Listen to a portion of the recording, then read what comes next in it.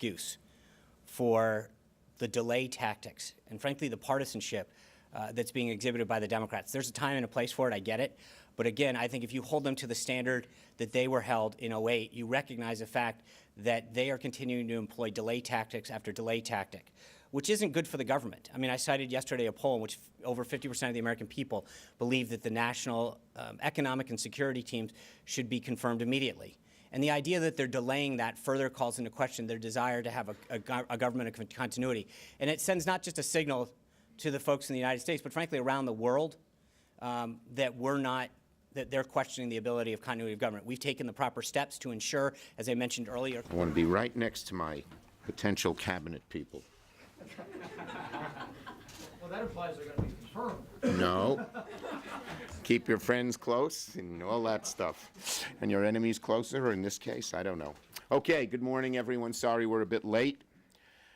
Now, early on during the transition, Senate Republicans said that they hoped they could confirm as many as 7 cabinet nominees on Inauguration Day.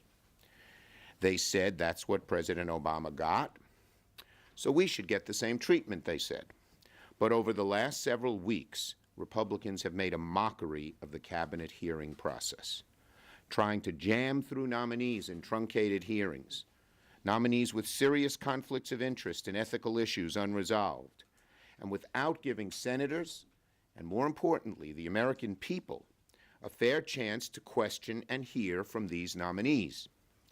If there was ever a group of the cabinet nominees that cry out for rigorous scrutiny, it's this one. The President-elect's cabinet is a swamp cabinet full of billionaires and bankers that have conflicts of interest and ethical lapses as far as the eye can see. Congressman Mulvaney failed to pay taxes on a household worker, the exact same issue that caused past nominees to withdraw.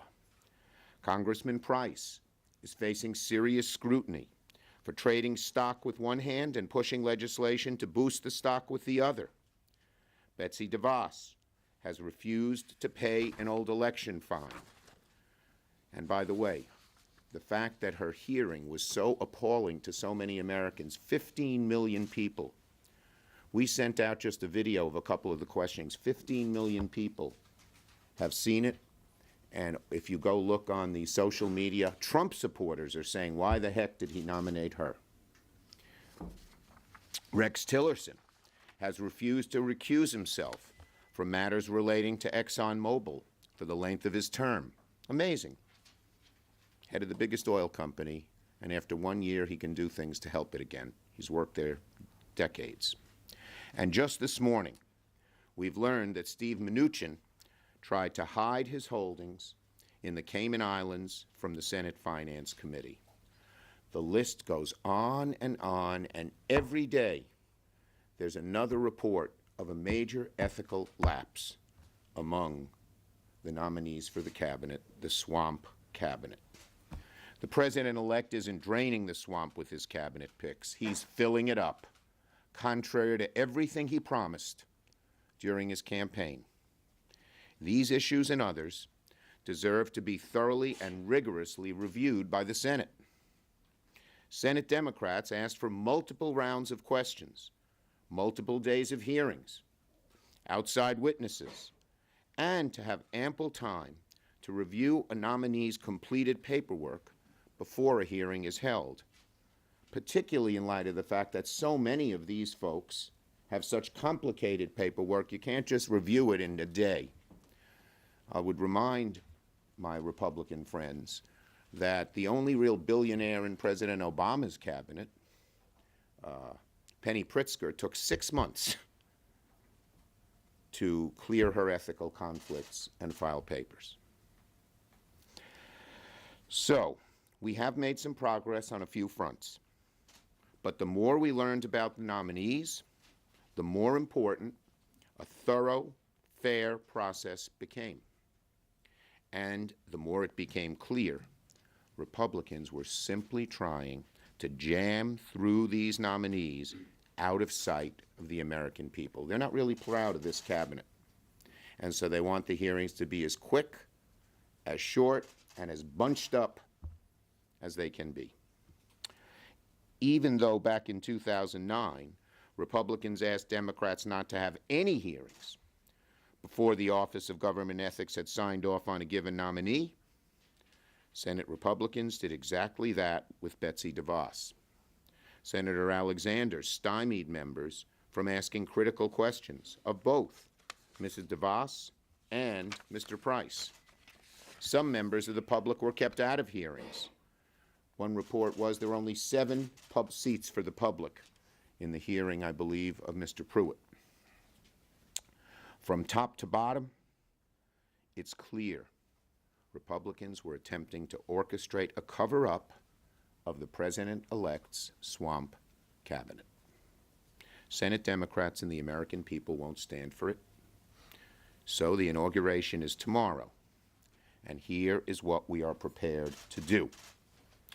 Senators on both sides of the aisle have expressed support for the president-elect's key national security nominees. We expect to be able to vote on General Kelly and General Mattis tomorrow, and look forward to beginning the debate on Congressman Pompeo in hopes that he can also receive a quick vote. It's possible that some other non-controversial nominees could be considered relatively quickly. But from there, we intend to have a full and rigorous debate on the president-elect's remaining nominees. Senate Republicans did not want to have a full debate on the merits of these nominees in committee, but they should be prepared to do so on the floor of the United States Senate. I understand Republicans are saying they wouldn't have chosen any of Obama's nominees, but allowed them to be confirmed. Let me be clear. Democrats will allow the confirmations of and votes for nominees who would not have been chosen by our party. But what we will not support are nominees who are so extreme in their viewpoints or their noncompliance with ethics laws and practice that they have demonstrated themselves to be unfit. We will not be dilatory for the sake of it, and we're hopeful that nominees will fully answer the remaining questions that their hearings have raised, and that some will even come back for another round of questioning. That type of cooperation could speed things up on the floor. We'd much prefer to have full questions with these nominees in hearings, because they're there. But if we can't, the floor will be the place we have to bring to light the key issues that I've mentioned. If Republicans continue to stonewall and cover up the serious issues that many of these nominees are trying to avoid, they should be prepared to have those debates on the floor of the full Senate. And I would make just one final point.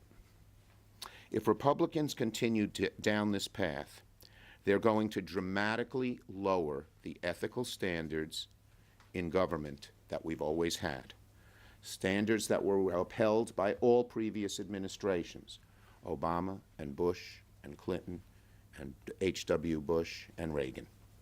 A dramatic lowering of standards in a country we all love, where we try to hold ourselves up to higher standards. If the cabinet nominees are confirmed with Republican support, when Republicans opposed previous nominees for lesser ethical lapses, our ethical standards will wither. And that will be one of Donald Trump's first legacies as president. It will make clear that conflicts of interest and ethical lapses are totally acceptable from the president to his cabinet and on down.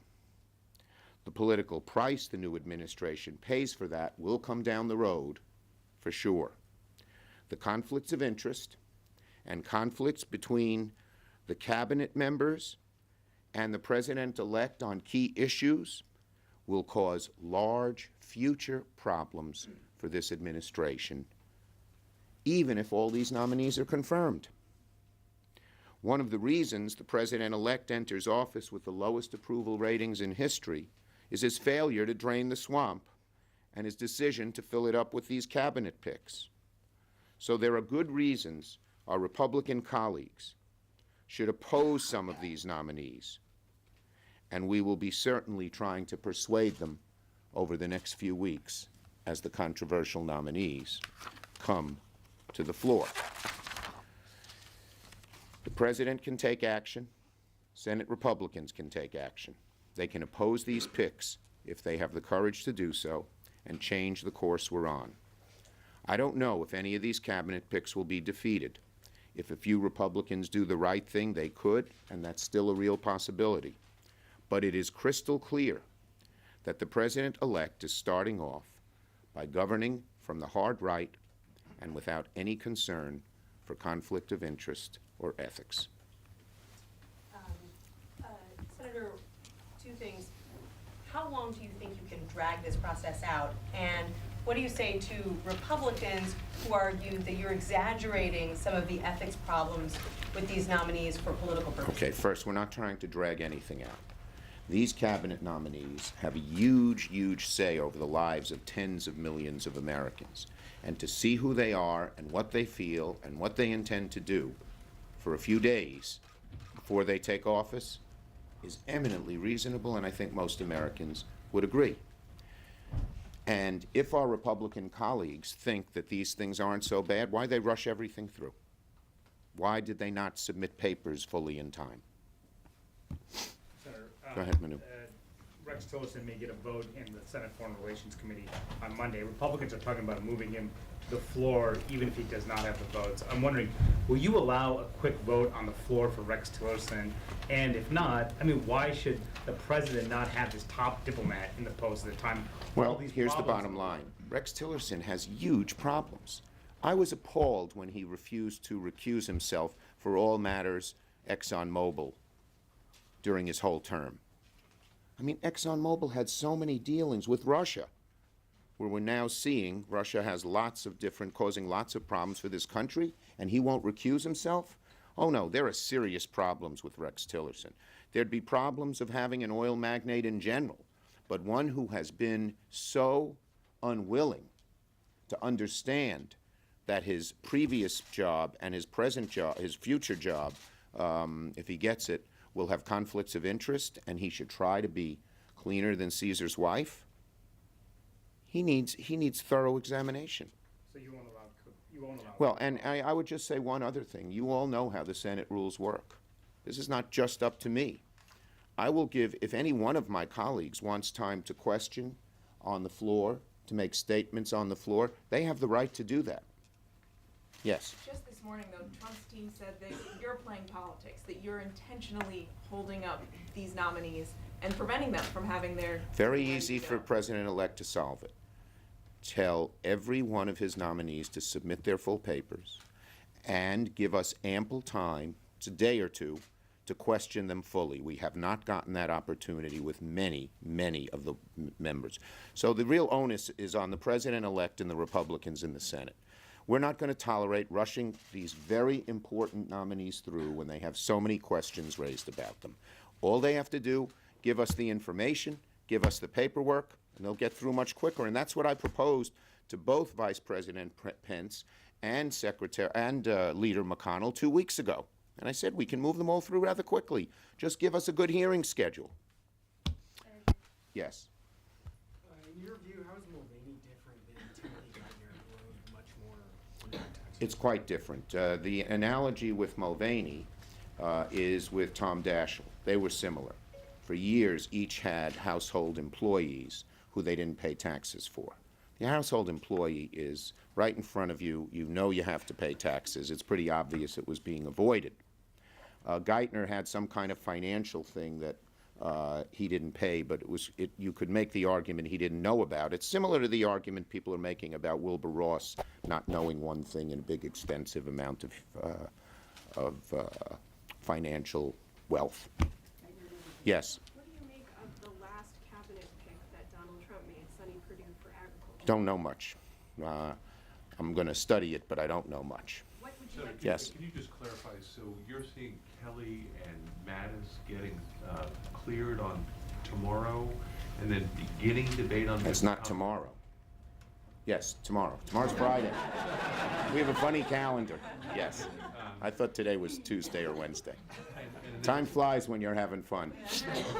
it sounded like you said there could be some other confirmations tomorrow. Is that? I said there could be some very soon, either tomorrow or early next So you're week. still negotiating people like Chow, Haley. Well, I'm not going to Carson, get into they could names, be but cleared we tomorrow. are still negotiating people. And then you see beginning a debate on Pompeo, so maybe. There are a good number of members who have serious statements they want to make about Pompeo and questions they at least want to ask all of our colleagues to consider before the vote. Whether that can be done on Friday remains to be seen. But if he's not done on Friday, my guess is he could get done on Monday. Senator, do you have to just be more clever in your tactics because of the rules change under Senator Reid? Is that part of what you're trying to do? No, we have to do the right thing here.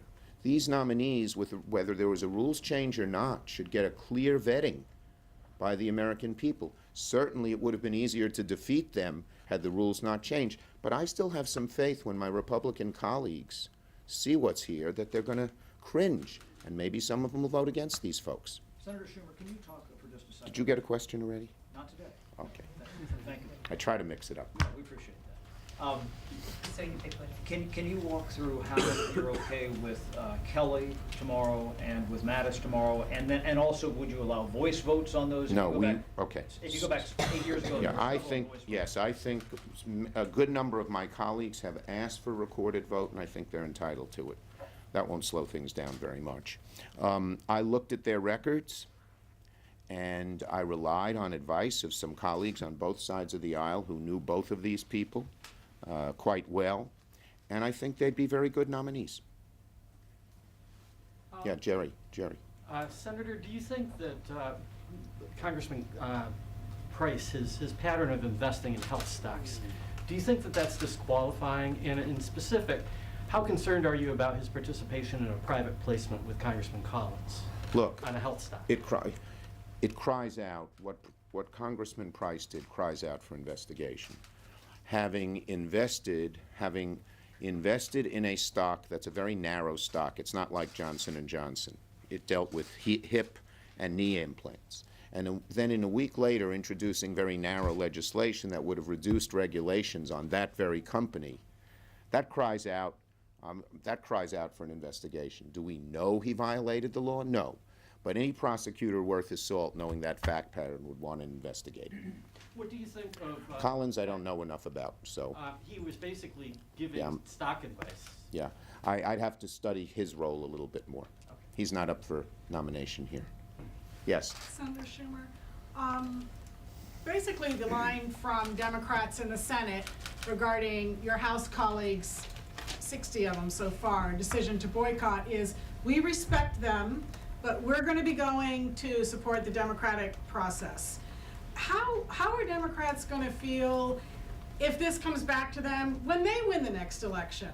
Look, I respect each person for making, I think this is a decision that people ponder and is of conscience, and I respect what each person did, and each person has to weigh it. What kind of message do you think that sends about supporting the democratic process? Well, I'll leave it at what I said. I know Rick Perry is not on your list of 8, but are you comfortable with a member of your own Democratic leadership, Senator Manchin, taking the extra step to introduce a Trump Look, nominee? Senator Manchin felt that Governor Perry would be a good nominee, and he sat next to him. I don't have a problem with that. Last question. Senator, specifically, which of these nominees do you want additional days and questions of hearings? Well, we for? sent a list early on of 8 nominees that were controversial, and at least those. But, you know, there are some. I know today that Mr. Spicer said Carson is not controversial when he doesn't know a thing about housing policy. That cries out for a more serious discussion. Do you feel Senator Sessions' hearing, for example, was not long enough? Senator Sessions actually was one of the few. People have serious issue problems with him.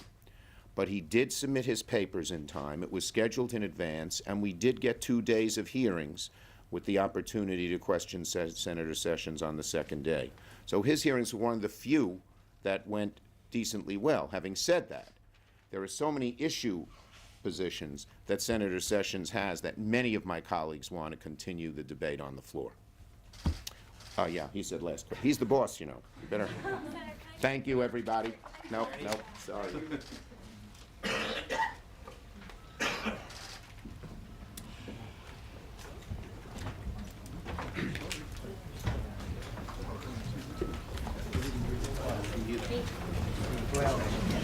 Okay, okay. Cool. Sam?